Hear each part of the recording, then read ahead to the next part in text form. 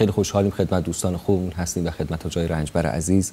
در اونها تیره شد باشد که از غیب چراغی بر کند خلوت نشین. چشم وقتی میبینه که در کنار چراغ باشه.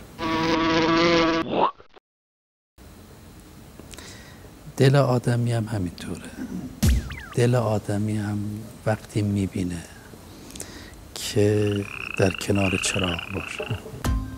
منتها چراغ دل با چراغ چشم متفاوته.